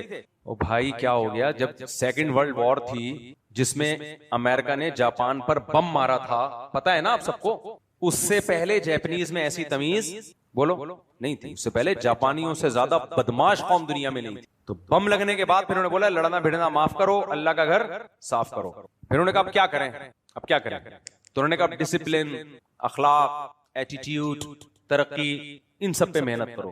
تو اب انہوں نے پورا فوکس کس کو کیا, تمیز پہ فوکس کیا کہ باشعور اور باتمیز لوگ مارکیٹ میں لانے ہیں. ایک غلطی ان سے ہو گئی, میں بھی بتا رہا ہوں, میں بیان سے ہٹ نہ جاؤں نا, میرا ٹاپک سے نہ ہٹ جائے. خیر انہوں نے بہت ہی باتمیز اسکولوں میں محنت کی. اسکولوں پہ بچے آتے ہیں نا سارے, اسکولوں میں محنت کرتے کرتے بچوں کو لائن میں لگنا سکھایا, خود صفائی سکھائی. اور کل میں نے کسی کی ایک موٹیویشنل اسپیکر کی ویڈیو دیکھی, بہت اچھی بات کی. موٹیویشنل اسپیکر تو نہیں ہے وہ, لیکن اس نے بات وہ کی جو موٹیویشنل اسپیکر کو کرنی چاہیے. اب وہ پتہ نہیں کرتے ہیں کہ نہیں کرتے, کہ دنیا میں جن قوموں میں بھی صفائی ہوئی ہے نا, ان قوموں نے صفائی کے لیے ملازم نہیں رکھے. آئی بات سمجھ, ان قوموں نے صفائی کے لیے ملازم نہیں رکھے. ان میں ہر شخص کو یہ شعور دیا گیا کہ کھاؤ گے اپنا برتن خود دھو گے, اپنا کمرہ خود صاف رکھو گے, اپنے کپڑے خود دھو گے. جب ان میں یہ شعور آ گیا تو ملک کے ملک صاف ہو گئے. مجھے ایک دم خیال آیا کہ گھروں میں جن خواتین میں خود شعور نہیں ہوتا نا, نیچے اب گالیاں آنے والی ہیں خواتین کی طرف سے, میں تیار ہوں آلریڈی, میرا امیون سسٹم گالیاں کھا کھا کے بوسٹ کر چکا ہے الحمدللہ. جن خواتین کے گھروں میں صفائی نہیں ہوتی نا, خدا کی قسم 100 ماسیاں رکھ لو, گھر صاف نہیں ملے گا جب تک وہ خود ان کے اندر یہ شعور نہیں ہو. ہم نے اپنے دادیوں نانیوں کو دیکھا ہے نا, جس طرح سے وہ ہر وقت لگی رہتی تھی, کوئی چیز ادھر پڑی ہوئی ہے ادھر پڑی ہوئی ہے, اس کو فوراً فوراً فوراً فوراً ایسا اگر صاف رہتا ہے. آپ کی بیگم گھر میں صفائی خود نہیں کرتی ہے, ٹائم نہیں ہے, آپ 1 ماسی لائیں, 2 لائیں, 3 لائیں, 4 لائیں, 10 لائیں, 15 لائیں, 25 لائیں, 30 لائیں, ماسیوں کا کنٹینر لا کے گھر میں ڈال دو, گھر صاف. اسی طرح آفس میں بہت سے لوگ رکھ لیتے ہیں ملازم, وہ آتا ہے بیچارہ, یوں کپڑا لگایا, یوں کپڑا لگایا, یوں کپڑا لگایا, یوں کپڑا چلا گیا, صبح آیا, وہ سارا دن تھوڑی کپڑا لگاتا رہے گا, اور وہ برتنوں کو لگائے گا, آپ کو تھوڑی لگائے گا. آپ کی جو بغلوں سے بو آ رہی ہے وہ تو آتی رہے گی نا. اب وہ ہوتا ہے, ہمارے دفتر میں بھی ہو رہا ہے, وہ بیچارہ آئے گا جائے گا یوں کر چلا ہے. پھر جب بھی جا کے دیکھو چائے کا کپ یوں پڑا ہوا ہے, کوئی رکوع میں, کوئی سردے میں, کوئی گلاس قیلولہ کر رہا ہے, کوئی جو ہے کوئی کارپیٹ پہ نشان پڑا ہوا ہے. وجہ کیا ہے؟ جب تک ہر شخص صفائی ستھرائی کے معاملے میں یہ نہیں سوچے گا کہ اس جگہ کو صاف رکھنا میری ذمہ داری ہے, اس وقت تک ایک چھوٹا سا کمرہ قسم اٹھا کے کہہ سکتا ہوں صاف نہیں ہو سکتا. امپاسبل. کیونکہ ملازم 2 ٹائم آئے گا, 3 ٹائم آئے گا نا, اس سارا دن یہ تو کام پڑتے رہتے ہیں نا بھائی, سارا دن. مثال کے طور پر آپ نے واش روم کے لیے بھنگی رکھ لیا, موضوع سے ہٹ رہا ہوں مجھے پتا ہے, لیکن اب کام کی باتیں آ جاتی ہیں تو پارسل کر دینی چاہیے. صفائی تو ہمارے ایمان کا حصہ ہے نا, کیا خیال ہے بھائی؟ ہمارا مذہب شروع صفائی سے ہوتا ہے, نماز سے نہیں ہوتا, ذہن میں رکھنا. شروع کہاں سے ہوتا ہے؟ 2 دلیلیں اس پہ میں دوں گا. بٹن بند کروں؟ اچھا یوں کر رہے تھے, میں نے کہا شاید بٹن کھلا ہوا ہے. تو ہمارے 2 دلیلیں دوں گا اس پہ کہ اسلام شروع کہاں, توحید کے بعد. پہلے تو توحید تو عقیدہ ہے نا, اسلام میں داخل ہونے کے بعد کیا کرنا ہے سب سے پہلے. 2 دلیلیں دوں گا. ایک دلیل تو یہ کہ اسلامی قانون پہ جو کتابیں لکھی گئی ہیں, 4 مشہور فقہ ہے نا ہمارے, حنفی, مالکی, شافعی, حنبلی, انہوں نے اسلامی قوانین کو مرتب کیا ہے. پوری دنیا میں یہی ہمیشہ رائج رہے ہیں. تو ان قوانین کی کتابوں میں سب سے پہلا باب کتاب الطہارہ ہوتا ہے, صفائی ستھرائی کا اور پاکی کا باب. یعنی ان کو پتا ہے کہ جب اسلام لاؤ گے تو اسلامی قانون پڑھو گے تو سب سے پہلے تمہیں کیا سیکھنا ہے؟ بولو, طہارت. طہارت سیکھنی, پاک کیسے رہنا ہے, صاف ستھرا کیسے رہنا ہے. اور پریکٹیکلی نبی صلی اللہ علیہ وسلم کی خدمت میں جب کوئی غیر مسلم مسلمان ہوتا تھا تو جس بات کا اسے سب سے پہلے حکم دیا جاتا وہ غسل کرنے. کیا حکم دیا جاتا؟ غسل کرنے. تو عملی طور پہ بھی پہلے اس کو نہلایا دھلا کے سروس کروائی جا رہی ہے, صحیح ہے نا. اور قانون میں بھی کیا ہے سب سے پہلے اسی طرح. اسی لیے جس کو اسلام سکھایا جائے گا نا اسے سب سے پہلے کتاب الطہارہ یعنی طہارت کے احکام سکھائے جاتے ہیں. سمجھ میں آ رہی ہے بات کہ نہیں آ رہی ہے؟ تو نبی نے تبھی تو فرمایا کہ طہارت نصف الایمان، صفائی کیا ہے؟ دیکھو ایک اور چیز ہے، انگلش میں لفظ استعمال ہوتا ہے نیٹ اینڈ کلین، ہوتا ہے کہ نہیں ہوتا؟ ان میں تھوڑا بہت فرق ہوگا، وہ انگریزوں سے پوچھ لیں آپ. پوری دنیا میں صفائی، اردو میں بھی یہ لفظ ہے صفائی، عربی میں دو الگ الگ چیزیں، نظافت اور طہارت. یعنی صفائی ہیں دونوں صفائی، لیکن دونوں کے چیپٹر کو الگ الگ بیان کیا گیا ہے تاکہ دونوں کو الگ الگ طرح سے فوکس کیا جائے، گٹ بٹ نہ کر دو دونوں کو. طہارت ہوتی ہے، صفائی ہوتی ہے جو نظافت ہے من الدنس، میل کچیل سے، اس میل کچیل سے بھی صاف رہنے کا حکم دیا. اور طہارت ہوتی ہے خباثت کی ضد ہے طہارت، یعنی ناپاکی. کیا مطلب؟ دیکھو ایک تو ڈسٹ ہوتا ہے جو ہمارے ارد گرد ہوتا ہے، میل کچیل ہے، اس کے بارے میں بھی احادیث ہیں. نبی صلی اللہ علیہ وسلم نے غسل براجم کا حکم دیا، یعنی گھٹنوں کو جو میل کچیل لگ جاتا ہے رگڑنے کا، ناخن صاف کرنے کا، بغلیں صاف کرنے کا. یہ طہارت کے باب سے نہیں ہے، یہ اس کا تعلق کس سے ہے؟ ابے نظافت سے بول لو یار. نظافت یعنی کلین ہونا. نبی صلی اللہ علیہ وسلم نے فرمایا حق علی کل مسلم ان یغتسل کل اسبوع مرۃ، ہر مسلمان پر لازم ہے کہ ہفتے میں کم از کم ایک دفعہ غسل کرے، چاہے غسل فرض نہ بھی ہو پھر بھی کیا کرے؟ غسل.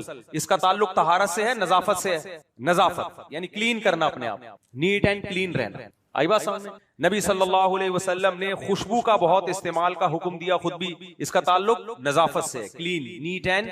بولو نا کیا ہو گیا؟ نبی صلی اللہ علیہ وسلم نے سفید لباس کو پسند کیا. سفید لباس کو صاف رکھنا بہت مشکل، تو پسند اسی لیے کیا کہ صاف رکھیں گے نا یہ لوگ، صاف ستھرے رہیں گے. کیا خیال ہے بھائی؟ زیر ناف بالوں کی صفائی کا حکم دیا، اس کا تعلق طہارت سے ہے، نظافت سے ہے. نظافت اس میں پسینہ اٹکتا ہے، کوئی گندگی تھوڑی اٹکتی ہے. گندگی سے میری مراد ناپاکی، یہ ہے نظافت. اور دوسری چیز ہے، اچھا آپ صلی اللہ علیہ وسلم نے برتن میں پھونک مارنے سے منع کیا، صحیح حدیث ہے. ہم جو پھونک مارے چائے کا دیکھا نا کچھ لوگ، ایک طریقہ ہوتا ہے، ایک ہوتا ہے کر کے پھر پورا سڑپا مارنا. چلو سڑپا تو اپنی عادت ہوگی کسی کی، لیکن جو منہ پہ پھونکے مار رہا ہے تو کوئی ناپاکی تو نہیں جا رہی نا چائے میں. کیا ہو گیا بھائی؟ کوئی ناپاکی، تھوک پاک چیز ہے، ہوا پاک ہے. اگر یہ تھوک ناپاک ہوتا تو کپڑوں پہ لگتا نماز نہ ہوتی. تو تھوک تو پاک چیز ہے، مسلمان کا تھوک ہے، پاک تھوک ہے. لیکن آپ نے برتن میں، وہ برتن جس کو آپ خود پی رہے ہو، وہ کھانا جس کو آپ خود کھا رہے ہو، اس میں پھونک مارنے سے منع کیا. اس کا تعلق طہارت سے نہیں ہے بلکہ کس سے ہے؟ نظافت. کیونکہ یہ بری بات ہے کہ یار بہرحال کاربن ڈائی آکسائڈ ہے نا، گندا سانس آ رہا ہے نا، تو گندا سانس کیوں برتن میں لے کے پھر اسی کو کھا رہے ہو تم؟ سمجھ میں نہیں آ رہی بات؟ اچھا ناک میں جب آپ پانی ڈالیں تو وہ تو طہارت ہے، لیکن حدیث میں اس ناک کو اچھی طرح سے صاف کرنا، ناک کی رطوبت کو اچھی طرح سے نکالنا. آپ صلی اللہ علیہ وسلم نے فرمایا کہ صبح جب اٹھتے ہو تو شیطان ناک کے نرخرے میں ہوتا ہے، ٹھیک ہے نا، اس کو اچھی طرح صاف کیا کرو. یعنی گندگی ہوتی ہے اندر بہت. اس کا تعلق طہارت سے ہے یا نظافت سے؟ نظافت سے، کیونکہ ناپاکی تھوڑی ہے ناک کے اندر. بھائی ناک کی رطوبت پاک ہوتی ہے لیکن اس کو صاف کرنے کا حکم دیا. مسواک کا تعلق طہارت سے نہیں ہے، مسواک کا تعلق کس سے ہے؟ نظافت سے. کیونکہ دانت میں گندگی جو ہوتی ہے وہ ناپاک نہیں ہوتی. کپڑوں پہ لگ جائے کپڑے ناپاک نہیں ہوتے، دانت میں لگے ہوئے تو نماز پڑھ سکتے ہو نا، لیکن نظافت ہے، گندگی برداشت نہیں ہے، اس لیے بار بار دانتوں کو صاف رکھنے کا حکم دیا گیا. ایک تو یہ نظافت ہے، یہ تو سارے دنیا کے ہر قوم میں ہوتی ہے، اتنی تو نہیں ہے جتنی اسلام نے بتائی، لیکن بہرحال گورے بھی مانتے ہیں اس کو. کیا خیال ہے؟ دوسرا جو چیپٹر ہے نا اسلام کا، طہارت، وہ صرف اسلام کے پاس ہے، وہ دنیا میں کسی مذہب کے پاس. بولو طہارت، ناپاکی سے طہارت، یہ دنیا میں کسی مذہب کے پاس نہیں. میں نے بھی بتایا تھا نا، ہندو جو کنورٹڈ تھے، مسلمان اسلام قبول کیا، وہ مجھے ملے، کئی گھنٹہ گپ شپ ہوئی. چارٹرڈ اکاؤنٹنٹ تھے، بڑے پڑھے لکھے آدمی، تو وہ بتا رہے تھے انہوں غیر مسلموں کے ساتھ بہت رہنا ہوا ہے. وہ بھی یہ کہہ رہے تھے کہ یار ان کے طہارت کا تو کوئی کانسیپٹ ہی نہیں ہے. طہارت کسے کہتے ہیں اس کو سمجھو. طہارت کا مطلب غلاظت سے اپنے آپ کو، گندگی، پیشاب پخانا ہے، گوبر ہے، اس کے احکام، اس سے اپنے آپ کو بچانا. غیر مسلموں کے ہاں یہ نظافت ہی میں آتا ہے، اسلام میں اس کو الگ سے ویلیو دی گئی ہے. اس کو کیا نام دیا گیا ہے؟ طہارت.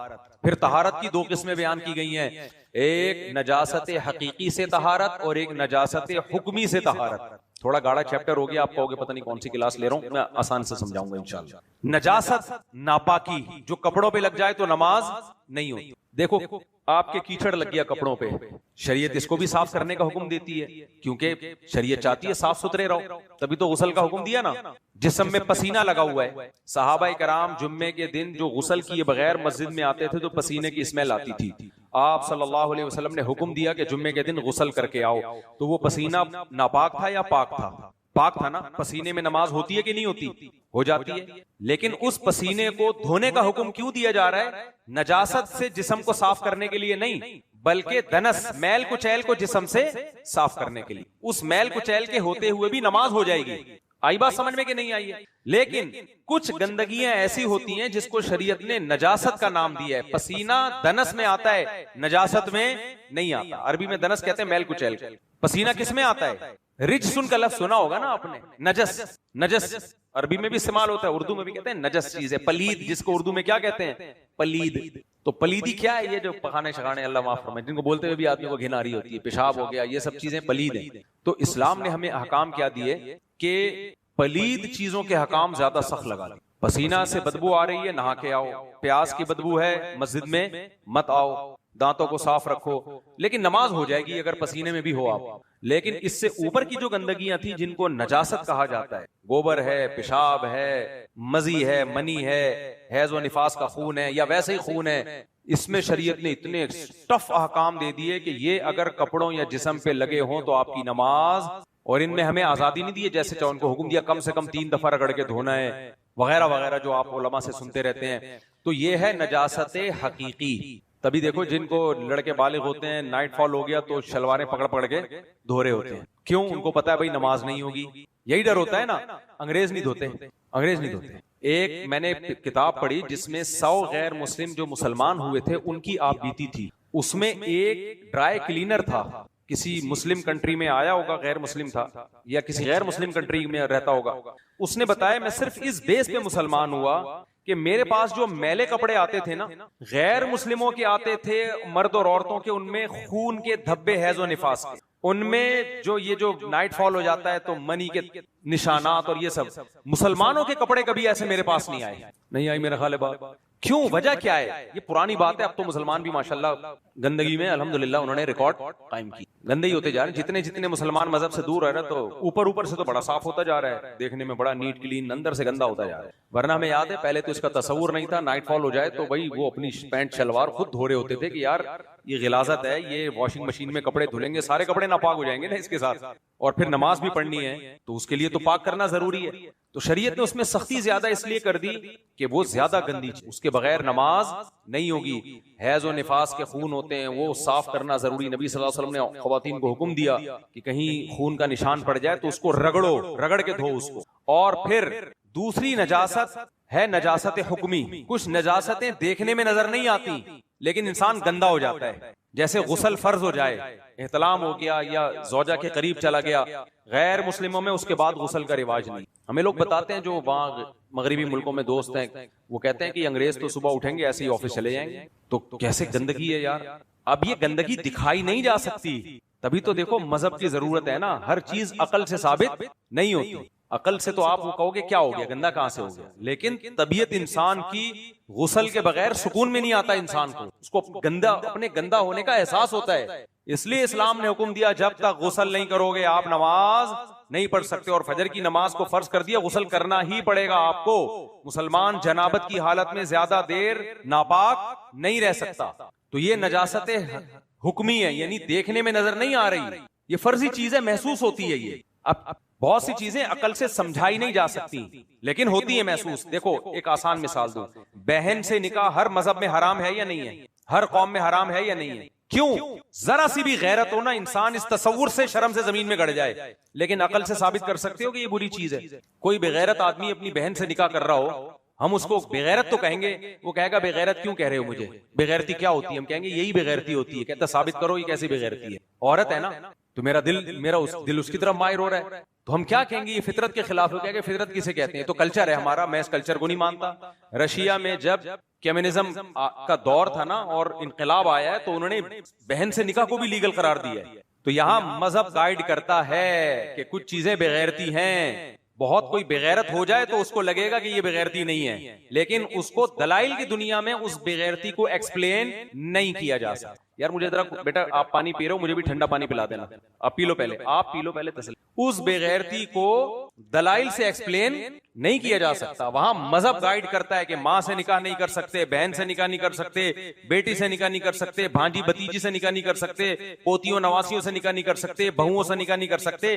جو بہت سے دنیا میں مجھے یاد ہے غیر مسلم مسلمان ہوئے تھے, ہمارے بچپن کی بات ہے, اس نے اپنی خالہ سے نکاح کیا ہوا تھا, سگی خالہ سے, بچے بھی تھے. تو اب وہ جہاں بھی گئے مسلمان اسکالرز نے ان کو کہا کہ بھئی آپ کا یہ نکاح ختم ہو جائے گا, جیسے ہی آپ اسلام قبول کریں گے یہ آپ علیحدگی اختیار کرنی پڑے گی. وہ کہہ رہے یار میری بیوی ہے, میرے بچے ہیں, میں کیسے چھوڑ دوں. بہت مزے کا پانی ہے, اس میں آدھا ٹھنڈا اور ملا کے نا تھوڑا سا گرم ملا دیں, ہلکا سا, زیادہ ٹھنڈا ہو گیا الحمدللہ. تو اب وہ گئے مختلف اسکالرز کے پاس. حضرت مولانا یوسف جہانوی شہید رحمہ اللہ تعالیٰ اس وقت زندہ تھے, ان کے پاس بھی گئے. انہوں نے کہا کہ جیسے ہی آپ اسلام قبول کریں گے آپ کا نکاح یہ آپ کی محرم ہے, ہی نہیں ہوتا. تو اب وہ پتہ نہیں اسلام قبول کیا نہیں کیا.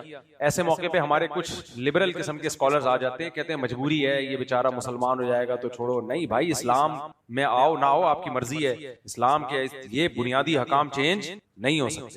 حضرت عمر رضی اللہ تعالیٰ عنہ کے دور میں فارس جب فتح ہوا نا, تو وہاں پارسیوں میں یہ چیز نظر آئی, کسی نے بہن سے نکاح کیا ہوا ہے, کسی نے بھانجی سے کیا ہوا ہے, کسی نے بھتیجی سے کیا ہوا ہے. تو وہ ہوا یہ تھا کہ ان کے مذہب میں بھی یہ حرام تھا. تاریخ کی کتابوں میں لکھا ہوا ہے کہ بادشاہ نے کہیں اپنی بھتیجی بھانجی سے نکاح کا ارادہ کیا تو وہاں کے جو ان کا جو بھی پارسی مذہب کا جو بڑا تھا نا, اس نے فتویٰ دیا کہ یہ حرام ہے. بادشاہ نے اس کی گردن ہی اڑا دی. تو جو کہتا رہا حرام ہے, سب کی گردنیں اڑا کے, تو پھر وہاں کا فتویٰ ہی چینج ہو گیا. تو پارسیوں میں پھر یہ چیز آ گئی محرم سے نکاح کرنا. تو ہمارے پاس بھی آیا تھا وہ کیس, ہم نے کہا بھائی یہ خالہ سے نکاح نہیں ہوتا, لیکن ہمیں حیرانگی اس پر ہو رہی تھی کہ کوئی سوچ سکتا ہے اپنی خالہ سے نکاح کا, ماں جیسی ہوتی ہے نا وہ. تو دیکھو اگر مذہب کی گائیڈنس نہ ہو تو غیرت اور حمیت کے جو اسٹینڈرڈ ہے نا وہ بھی انسان سے فوت ہو جاتے ہیں. تو یہاں بھی اب اس بات کو سمجھیں. الحمدللہ آپ لوگ کو گرمی لگ رہی ہے, میں قسم اٹھا کے کہتا ہوں اس گرمی کو بھی انجوائے کریں. گرمی کا خدا کی قسم اپنا مزہ ہے. دیکھو ایک بات یاد رکھو, موضوع سے پھر میں ہٹ رہا ہوں, یعنی موضوع سے ہٹ کے جو ہٹا ہوئے موضوع سے پھر ہٹ رہا ہوں. موضوع سے ہٹا, پھر جو ہٹ کے جس موضوع پر گیا اس سے مزید ہٹا, تو آنے میں ٹائم لگے گا لیکن آئیں گے اصل موضوع. دیکھو ایک بات یاد رکھو, خوشی ہمیشہ اس کو ملے گی جو ٹینشن میں ہوگا. خوشی کی ڈیفینیشن پتہ ہے کیا ہے؟ ٹینشن ختم ہونا از کالڈ خوشی. نہیں آئی بات سمجھ. خوشی کی ڈیفینیشن کیا ہے؟ ٹینشن ختم ہونے کا نام کیا ہے؟ خوشی ہے. مثال کے طور پر تھکاوٹ کی ٹینشن نہیں ہوگی تو نیند کی خوشی ہوگی؟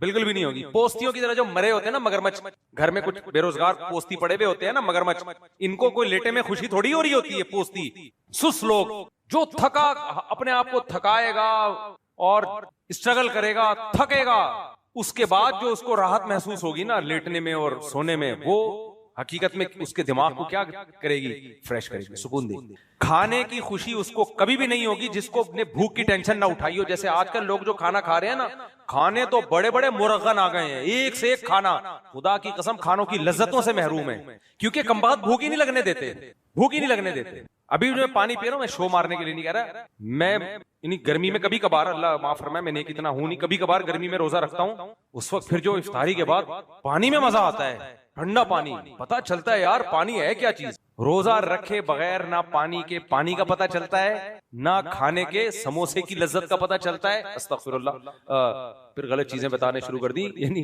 بھوک کی شدت کے بغیر روٹی کا, سوکھی روٹی میں جو مزہ آتا ہے نا بھوک کی شدت کے بعد, وہ جو آج کل ہم ہر وقت کھا رہے ہیں وہ کباب پراٹھوں میں وہ مزہ نہیں ہے. تو اسی طرح یاد رکھو یہ جو اللہ نے ہمیں موسم دے دیے نا, گرمی سردی خزاں بہار, یہ ہمارے فائدے کے لیے دیے ہیں. اتنا زیادہ گرمی سے بچنا, اتنا زیادہ سردی سے بچنا کہ لگے ہی نہیں. باہر ملکوں میں یہی ہو گیا ہے, ہر وقت سردیوں میں ہیٹر میں بیٹھے رہیں گے, گرمیوں میں اے سی میں بیٹھے رہیں گے. میں نے کہا تم لوگ کو تو چاروں موسم کا پتہ ہی نہیں چلتا.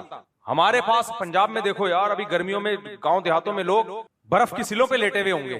اور مجھے یاد ہے ہم سرگودا بچپن میں جون جولائی میں چھٹیوں میں جایا کرتے تھے, وہاں کی تو گرمی کڑاکے دار ہے, دن بھر تپتی ہوئی گرمی ہوتی تھی. اس دھوپ میں ہم کھیلتے تھے. عصر کی نماز کے بعد کچا صحن تھا, اس میں پانی کا چھڑکاؤ ہوتا تھا اور سارے بچے وہ ٹیوب ویل کے پانی کے آگے آگے بیٹھ جاتے تھے اور سب نہا رہے ہوتے تھے. اور وہ جو چھڑکاؤ سے جو وہ نکلتے تھے نا گرمی کے بھبوکے, اور جو مٹی کی خوشبوئیں اٹھتی تھی اور وہ ٹھنڈا ٹھاٹ ہو جاتا تھا, اتنا مزہ آتا تھا. آج مجھے وہ یاد آ رہا تھا اس گرمی کو دیکھ کے وہ منظر. تو جب تک گرمی نہیں لگے گی جو ٹھنڈ کا لذت ہے وہ محسوس نہیں ہوگی, اور جب تک ٹھنڈ نہیں لگے گی تو رضائی میں گھسنے کا مزہ, بولو ٹھنڈ کا وہی ٹھنڈک ہو, اب میں کیا کرتا ہوں, میرے کمرے میں اے سی نہیں ہے, میں نے نہیں رکھا اپنے کمرے میں اے سی, میں بغیر اے سی والے کمرے میں سوتا. کیوں بھائی, کیوں اپنے آپ کو چھوئی موئی بناؤ یار, پسینہ نکال لو تھوڑا سا, کیا جا رہا ہے اس میں. 4-6 دن میں نا آدمی یوز ٹو ہو جاتا ہے, 4-6 دن کی ٹینشن ہے, 4-6 دن کی ٹینشن. کیوں, جب آپ اس شدید گرمی میں آ کے لیٹتے ہو, پنکھا چلاتے ہو, اڑنگ اڑنگ اڑنگ اڑنگ اڑنگ کرتا ہے وہ, ہمیں تو ایسا لگتا ہے لوری سنا رہے ہیں. تھوڑی سی تکلیف ہوتی ہے, کھڑکیاں کھول دو, ہوا کے جھونکے 2-4 آتے ہیں, ایسی خوشی محسوس ہوتی ہے اس سے. ابھی ایک ایسا ہی ہوا, آج کل بہت شدید گرمی پڑ رہی ہے, میں لیٹا ہوا تھا, بچے اے سی چلا کے ٹھنڈے ٹھاٹ سو رہے ہیں, میں اکیلا سو رہا ہوں کمرے میں نا. اب وہ چاروں طرف سے دروازہ بند ہو گیا تو وہ گرمی اتنی زیادہ حبس ہو گئی کہ مجھے لگایا تو سانس ہی گھٹ جائے گا. تو پھر میں نے گھر والوں سے کہا میں بھی ادھر ہی آ رہا ہوں, اے سی میں سوؤں گا. لیکن میں نے کہا نہیں, پہلے کھڑکیاں کھول کے دیکھو, اگر گزارا ہو رہا ہے تو مت جاؤ اے سی. تو میں نے کھڑکیاں کھولی, ہوا آنا شروع ہوئی, سو گیا بڑے آرام سے. میں نے کہا نہیں آ رہا, ادھر ہی سو. تو اپنے آپ کو چھوئی موئی مت بناؤ, اس سے ذہن فریش نہیں ہوگا, ٹینشن میں جائے گا. تو اور دوسرا یہ کہ اگر سردیاں ہوتی ہیں نا, تو سردی میں زیادہ سردی ہوگی تو کمبل میں گھسنے کا مزہ آتا ہے. کیا خیال ہے, وہ مزہ ہی الگ ہے یار. سردی نہیں ہو رہی تو نہ کمبل ہے نہ پنکھے ہیں. ہم ابھی تو لوگوں میں اے سی کا رواج اتنا زیادہ ہو گیا. بچپن میں نے جو جون جولائی کے روزے ہم نے بچپن میں رکھے ہیں نا, مجھے یاد ہے وہ اس وقت زیادہ ایئر کنڈیشن وغیرہ بہت کم لوگوں کے گھروں میں اے سی ہوا کرتا تھا. اس وقت ہمیں یاد ہے جو کڑاکے دار گرمی پڑتی تھی, اس گرمی میں ہم اسکول جاتے تھے, 11 بجے زبان خشک ہو جاتی تھی, اور 4 بجے کے وقت سارے روزے دار محلے میں گھروں سے باہر نکل کے درختوں کے نیچے لیٹے ہوئے ٹھنڈے ٹھنڈے پانی کے جگ اپنے اوپر ڈال رہے ہوتے. اس کا بھی مزہ ہے بھائی, اس گرمی سے بچنے کا بھی مزہ ہے. تو چھوئی موئی مت بناؤ, اور یہ ٹینشن 4-6 دنوں کی ہوتی ہے, اس کے بعد انسان عادی ہو جاتا ہے. میں نہیں کہہ رہا اپنے آپ کو بہت ہی مصیبت میں ڈال دیں, زیادہ گرمی لگے تو اے سی میں چلے جائیں, مر نہ جائیں گے, میرے کھاتے میں نہ پڑ جائیں. لیکن جتنا اپنے آپ کو بچا سکتے ہیں نا فضولیات سے, اپنے آپ کو بچانے کی کوشش کرے. پسینہ نکل کے بڑی خوشی ہوتی ہے انسان. دیکھو میں نے ٹھنڈا پانی پیا نا, مجھے ایسا خدا کی قسم مزہ آ رہا ہے نا, کیونکہ پیاس لگ رہی ہے نا, پسینہ نکالا ہے آج بہت, تو اس کا مزہ ہی بہت ہے. اور ہمارے ایک دوست نے, میں مسقط میں گیا تو مسقط کی گرمی تھی بھائی, تھوڑی دیر کے لیے اے سی بند ہوا ہے, میں نے دیکھا یہ تو بے ہوش ہو جائے گا بندہ. ان کی حالت ہو گئی یار. میں نے کہا ایسا کیا بھائی, مسقط میں تمہارے باپ دادا 300 سال پہلے آ کے رہے تھے, اس وقت کوئی اے سی کا تصور نہیں تھا. اتنے عادی ہو گئے ہیں کہ مغرب کی نماز ہم نے پڑھی, ہمارے ایک دوست نے, وہ وہیں کے مسقط کے 24 گھنٹے اے سی میں رہتے ہیں, میں نے تو آرام سے پڑھا لی. ان کی حالت خراب, وہ کر رہے ہیں, بٹن کھول رہے ہیں, بھاگ رہے ہیں, اے سی چلاؤ. میں نے کہا یار یہ عذاب کم ہے کیا. اس لیے تھوڑا تھوڑا اپنے آپ کو نا مشکلات کا عادی بناؤ.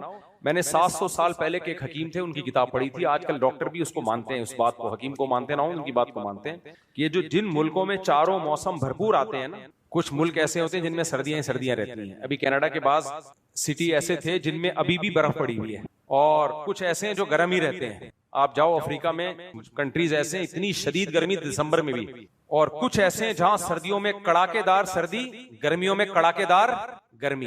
سب سے اچھی صحت ان لوگوں کی ہوتی ہے, سب سے خاندانی صحت ان علاقوں کے لوگوں کی ہوتی ہے جہاں سردی بھی ٹائٹ پڑے اور گرمی بھی ٹائٹ پڑے, کیونکہ وہ سردی بھی برداشت کر رہے ہوتے ہیں, گرمی بھی برداشت کر رہے ہیں, وہ زیادہ اچھے ہوتے ہیں. تو تھوڑا تھوڑا اپنے آپ کو سردی گرمی کا عادی ڈالا کرو. خیر ہم دوبارہ ٹاپک کی طرف آتے ہیں. صفائی پہ بات چل رہی تھی, پھر میں اپنے افضل ٹاپک کی طرف آؤں گا. اب دیکھو نجاست جو ہے, نجاست گندگی کیا ہے, نجاست حکمیہ, یعنی غسل فرض ہو جائے تو دیکھنے میں نجاست نہیں ہے,